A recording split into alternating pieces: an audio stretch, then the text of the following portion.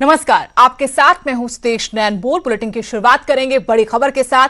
पंचकुला में स्कूल खुलने पर सरकार ने अब सफाई दी है। कहा कि 15 अगस्त की तैयारियों के लिए बच्चे स्कूल बुलाए गए थे।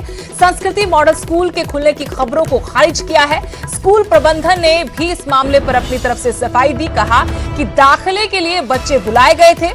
सभी छात्र यूनिफॉर्म और बैग के साथ स्कूल आए थे और ये तस्वीरें न्यूज़ 18 के कैमरे में कैद हुई हैं, जिनमें साफ देखा जा सकता है कि बच्चे यूनिफॉर्म और बैग के साथ स्कूल में हैं। और जब कैमरा हमारा वहां पहुंचता है तो फिर टीचर जो वहां मौजूद थे वो भी सकपका जाते हैं, बच्चे भी सहमे और असमंजस में नजर आते हैं। ये तस्वीरें संस्कृति मॉडल स्कूल की सेक्टर 20 पंचकुला में स्कूल है, सरकारी स्कूल है और यहाँ ये मालूम हुआ न्यूज़ 18 को कि स्कूल में बच्चे बुलाए गए हैं। जब न्यूज़ 18 की टीम यहां पहुंची तो देखा कि काफी बच्चे यूनिफॉर्म और बैग के साथ स्कूल में थे और इस बारे में न्यूज़ 18 ने पड़ताल की, प्रिंसिपल के पास जाने की कोशिश की, उनसे बातचीत की कोशिश की तो गेट पर कुछ लोगों ने इस बारे में जानकारी दी कि वो यहाँ नहीं है, लेकिन बाकी स्टाफ वहां नजर आया। अब इस पूरे मामले पर, क्योंकि कोरोना काल है, केंद्र राज्य सरकार की तरफ से अभी तक कोई ऐसा फैसला नहीं हुआ है कि स्कूल कॉलेज खोले जाए। इस बीच में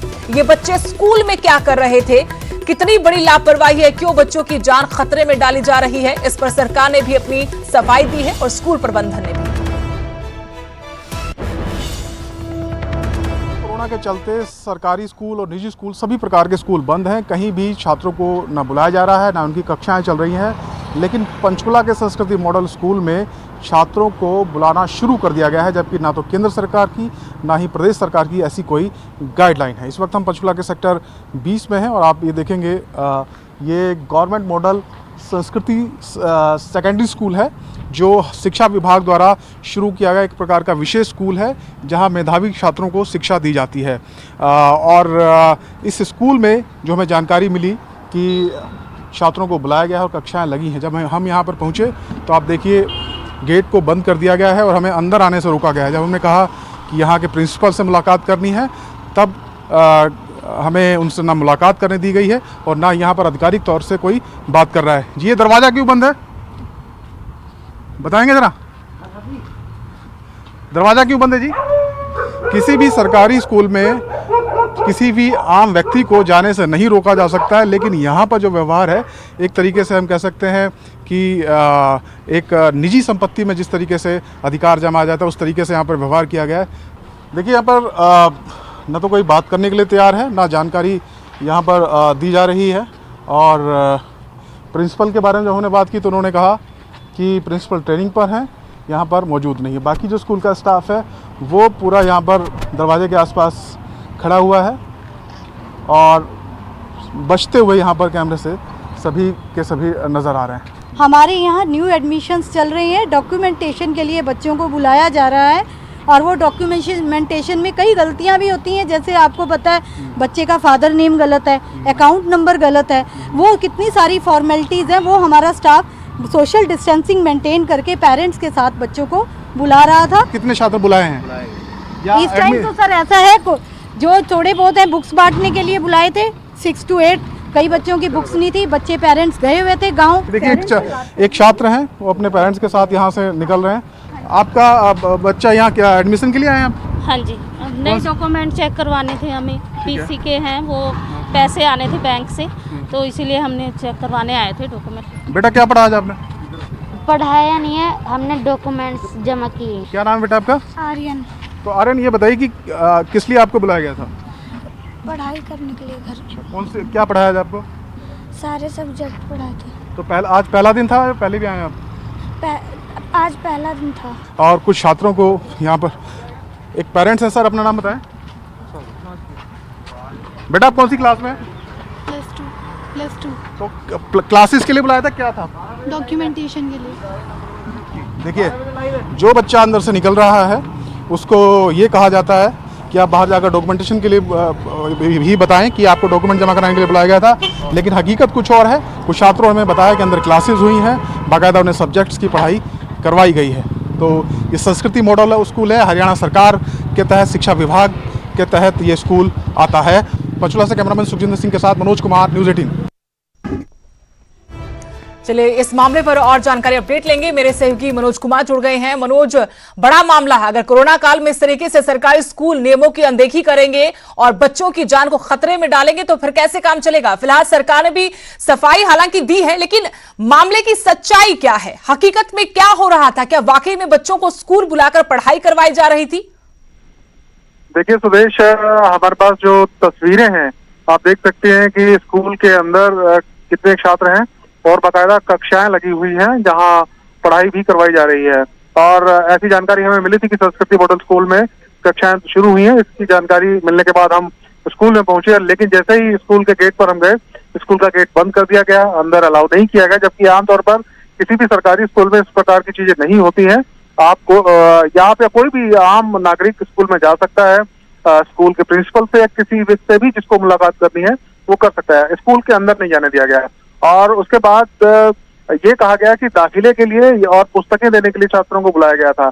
लेकिन क्या दाखिले के लिए कोई भी दूसरा छात्र स्कूल की यूनिफॉर्म और स्कूल का जो बैग है वो लेकर आएगा?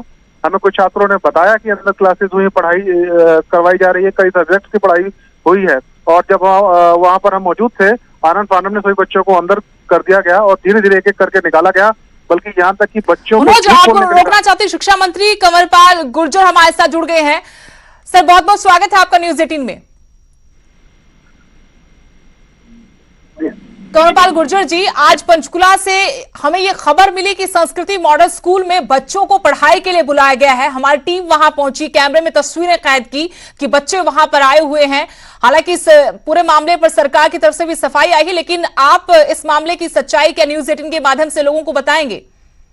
देखिए, मैंने उसी टाइम जब आपने इस विषय को उठाया तो आपकी एक यहाँ पत्रकार थे, उन्होंने मेरे से पूछा था। मैंने तभी डीओ से बात की और डीओ ने मुझे जानकारी दी कि ऐसी कोई घटना नहीं है, बच्चे जरूर आए, ये सही था जी, लेकिन कोई क्लास लगाई ऐसा कोई विषय नहीं था। बच्चे एडमिशन के लिए या दूसरे विषयों के लिए आए।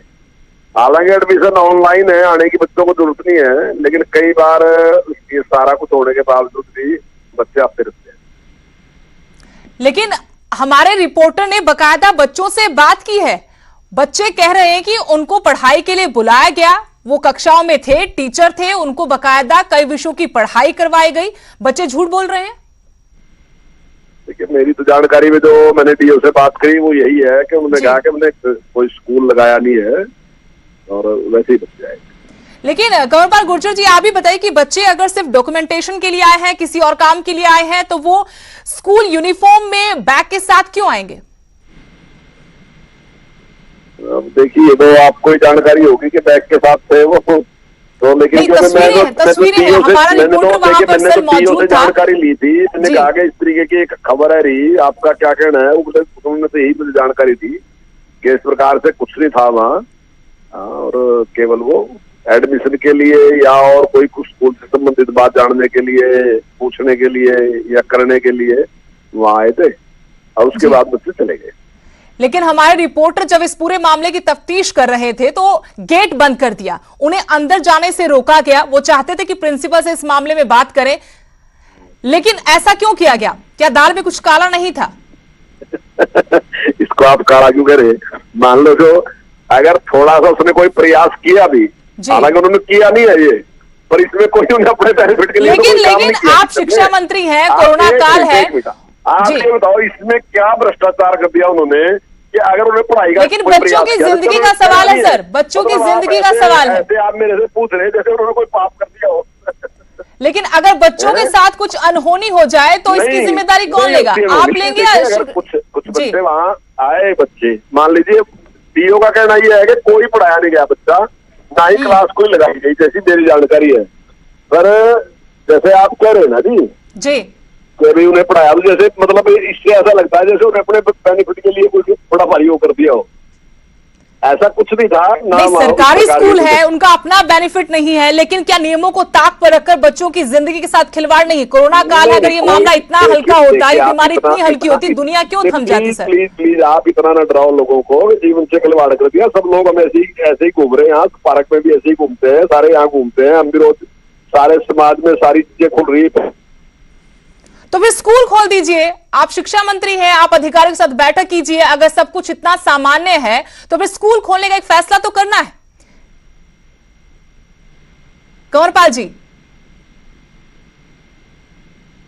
कंवरपाल जी, क्या आप मुझे सुन रहे हैं? कंवरपाल जी, क्या आप मुझे सुन रहे हैं? अगर मामला इतना सामान्य है, हंसी ठहाके की बात है, तो फिर आप फैसला कीजिए। मुझे लगता है फोन कट गया है या काट दिया है, पता नहीं, लेकिन पूर्व शिक्षा मंत्री इस बीच गीता भुक्कल दूसरी फोन लाइन से मेरे साथ जुड़ गई हैं। गीता भुक्कल जी, पंचकुला सेक्टर 20 में संस्कृति मॉडल स्कूल है, वहां हमारी टीम पहुंची तो ये पता लगा कि बच्चों को स्कूल बुलाया गया है। सरकार की तरफ से स्कूल खोलने का अभी कोई आदेश नहीं आया। इस बीच में एक बड़ी लापरवाही है और उस पर शिक्षा मंत्री कहते हैं कि सब कुछ सामान्य तो हो रहा है। फिर क्या बड़ी बात है? आपको नहीं लगता कि बड़ी बात है? देखिए, ऐसा है, क्या सामान्य हो रहा है? लाखों की संख्या में कोरोना के केसेस बढ़ते जा रहे हैं। एक ऐसी लाइलाज बीमारी है जो वैश्विक स्तर पर पूरे वर्ल्ड वाइड फैली हुई है और इसको सरकार को बहुत ज्यादा गंभीरता से लेना चाहिए। और जब तक गवर्नमेंट ऑफ इंडिया की बात हो, बड़े बड़े इंस्टीट्यूशंस की बात हो, यूनिवर्सिटीज की बात हो, जब वो नहीं खोल रही है, उनके एग्जाम नहीं हो रहे हैं क्योंकि बीमारी की वजह से ही सारा कुछ स्टैंड स्टिल है। ऐसे में बच्चों को स्कूल में बुलाना, गवर्नमेंट की खुद की ही डायरेक्शन में इनकी थी कि हम किसी भी प्रकार से अभी कोई स्कूल नहीं खोलेंगे। कितने लोगों ने कहा, और आज की डेट में स्कूल खोलना किसी भी खतरे से खाली नहीं है।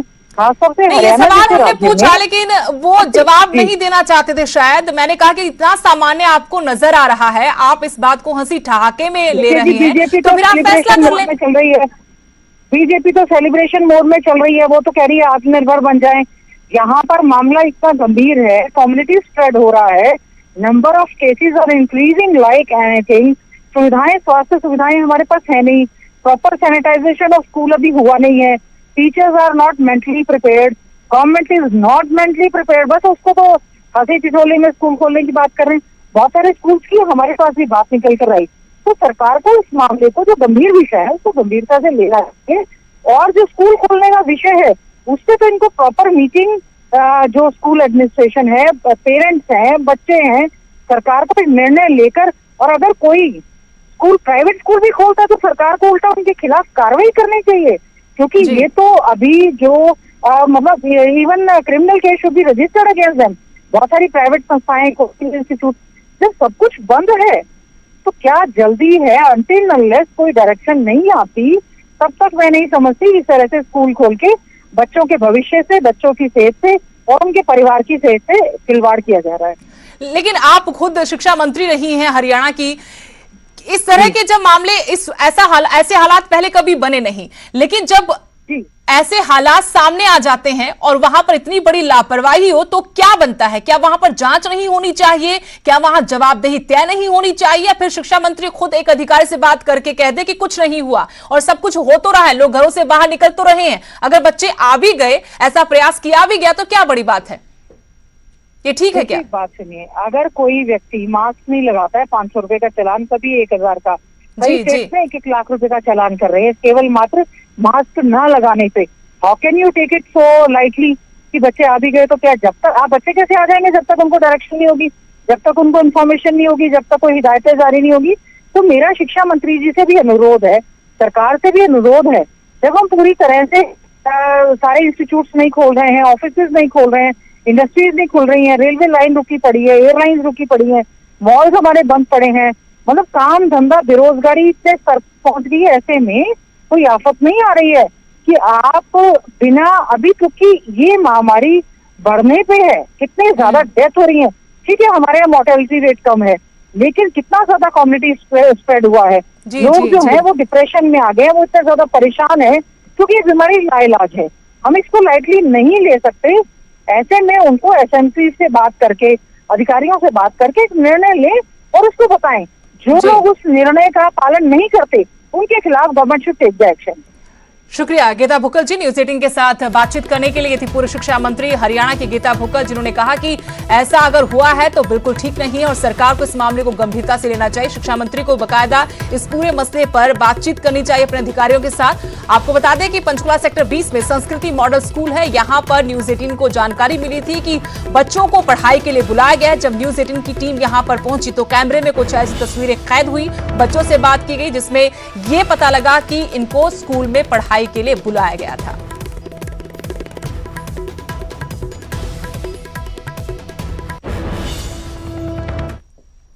और गुरुग्राम में 6 तहसीलदारों समेत 12 के खिलाफ मामला दर्ज हुआ है। गुरुग्राम के सेक्टर 29 में थाने में मामला दर्ज हुआ है।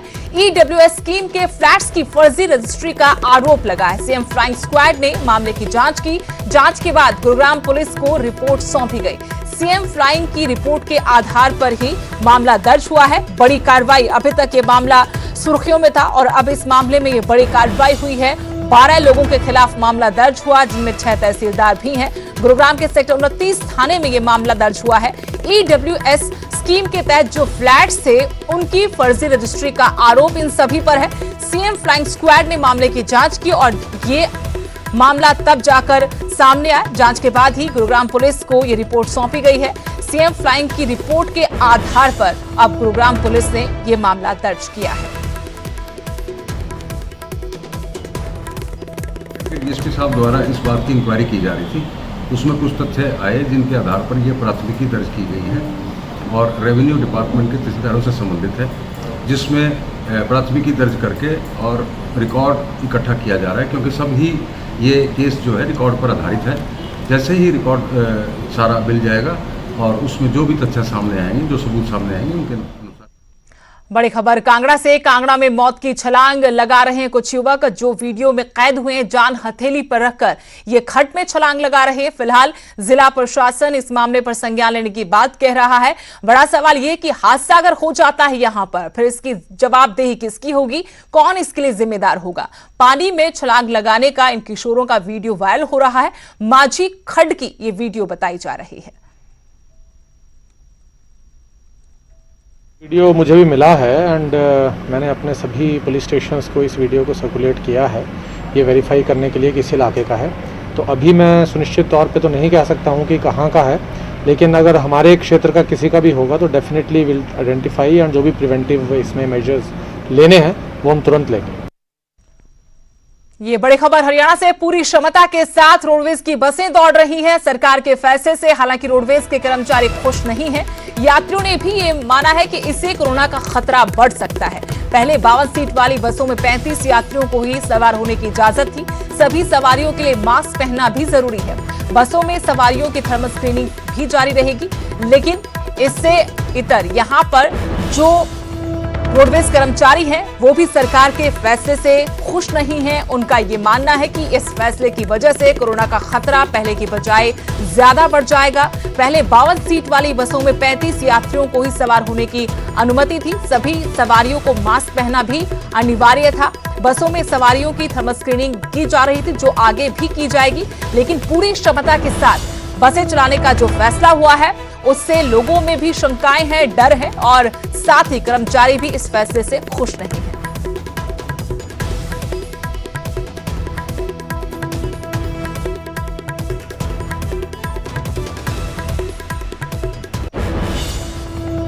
सरकार ने रोडवेज की बसों को अब पूरी क्षमता के साथ चलाने का फैसला किया है। अब एक बस में पूरी क्षमता के साथ यात्री सफ़र कर सकेंगे। इससे पहले एक बस में सिर्फ 30 यात्री ही सफ़र कर सकते थे। कोरोना के चलते सरकार ने फैसला किया था, लेकिन इस फैसले के चलते जहां यात्रियों को भी कई दिक्कतें हो रही थी, इंतज़ार लंबा करना पड़ रहा था, वहीं हरियाणा सरकार को भी, परिवहन विभाग को भी काफ़ी घाटा हो रहा था। और इस वक्त हम हरियाणा रोडवेज की एक बस में हैं जो पंचकुला से अम्बाला की तरफ जा रही है। और आप यहाँ पर देखेंगे कि जो यात्री हैं बस में सफ़र करने के लिए यहाँ पर बैठे हुए हैं।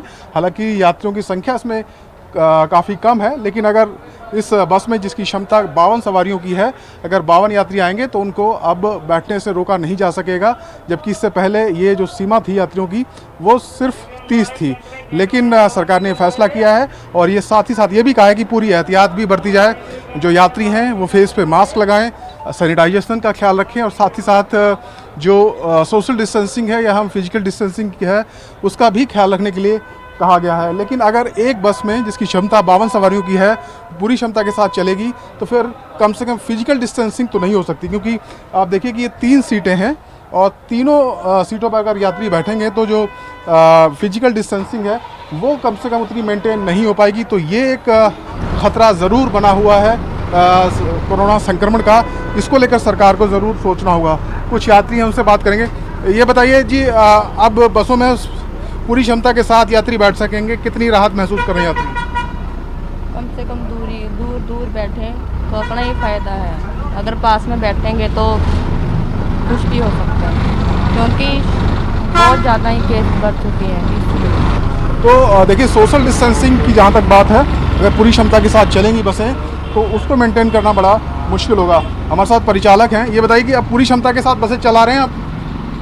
हाँ जी सर, जैसे भी सरकार के आदेश होंगे तो हम उस आदेश की मतलब पालना करेंगे, पर इसमें एक सामाजिक दूरी की जो एक बात की गई है सरकार ने सामाजिक दूरी में, तो मतलब इसमें सोशल डिस्टेंसिंग का कोई वो नहीं रहेगा। जी बिल्कुल, देखिए 52 सवारी अगर चढ़ेंगी तो फिर सोशल डिस्टेंसिंग को तो आप भूल ही जाइए। तो राहत तो ज़रूर है लेकिन संक्रमण का खतरा भी इससे ज़रूर बढ़ेगा। पंचकुला से कैमरामैन सुखजिंदर सिंह के साथ मनोज कुमार, न्यूज़ 18। कोरोना महामारी के बाद जहां अनलॉक 1.0 के बाद 2.0 और अब फिलहाल 5 अगस्त के बाद 3.0 की शुरुआत हो चुकी है। आज हम बस स्टैंड पर हैं और बस स्टैंड पर आने का एक अलग ही मोटिव है, क्योंकि हरियाणा सरकार ने एक आदेश जारी किया है कि अब जो बसें हैं वो पूरी जो स्ट्रेंथ के साथ चलेंगी और कैपेसिटी पूरी रहेगी। जो 52 सीट बस है उसमें 52 की 52 सीटें रहेंगी, लेकिन ज़मीनी हकीकत क्या है वो हम आपको दिखाते हैं। जिस तरह से आप देख सकते हैं कि बस स्टैंड पर आधे ज़्यादा के मास्क गायब हैं और जो अधिकारी हैं वो ये दावा कर रहे हैं कि मास्क लगाए जा रहे हैं। दूसरी तरफ कुछ स्टूडेंट बैठे हैं, सोशल डिस्टेंसिंग गायब है, मास्क गायब हैं। यहाँ तक कि जो हरियाणा रोडवेज के कंडक्टर हैं वो खुद देख सकते हैं कि मास्क उनके चेहरे पर भी नहीं है। अधिकारी कह रहे हैं कि मास्क लगाए जा रहे हैं और सैनिटाइज बस स्टैंड को किया जा रहा है, लेकिन दावे वही। और अब फ़िलहाल मैं आपको थोड़ी सी दूर लेके जाऊंगा, तस्वीर कुछ और इससे ज़्यादा डरावनी ज़रूर है, क्योंकि हरियाणा रोडवेज है और रोडवेज की बसें हैं तो सरकारी अधिकारियों की एक जिम्मेवारी भी है, कर्मचारियों की एक जिम्मेवारी भी है कि वो इसको ज़रूर निभाएं। आप देखिए कि जिस तरह से ये नहीं होना चाहिए था ये फ़िलहाल चल रहा है। और ये दूसरी तरफ तस्वीर ये बिल्कुल कहीं ना कहीं चिंताजनक है। और अब अंदर बस के अंदर चलते हैं और वहाँ भी जान लेते हैं कुछ सवारियों से कि क्या कुछ रहने वाला है। और ये जो हरियाणा रोडवेज की बस सोनीपत की है और सोनीपत से खानपुर ये बस जाएगी। अब इसी के अंदर चल लेते हैं और जान लेते हैं कि आखिरकार क्या कुछ है। सवारियाँ तो बहुत कम हैं, लेकिन बहुत कम हैं और इस बस को शायद ये नहीं लग रहा कि सैनिटाइज भी कहीं से किया गया होगा। आधे से ज़्यादा 200 सवारी मिली हैं, उनके मास्क गायब। अधिकारी कह रहे हैं कि सैनिटाइज बसों को किया जा रहा है। और जिस तरह से हरियाणा सरकार ने आदेश कल शाम को दे दिया था कि पूरी जो 52 सीटर बस है उसमें 52 की 52 सवारियाँ जाएंगी, लेकिन जो हरियाणा रोडवेज के कर्मचारी हम कहें या उसके बाद अधिकारी या कहें, ज़मीनी हकीकत जब सामने आई तो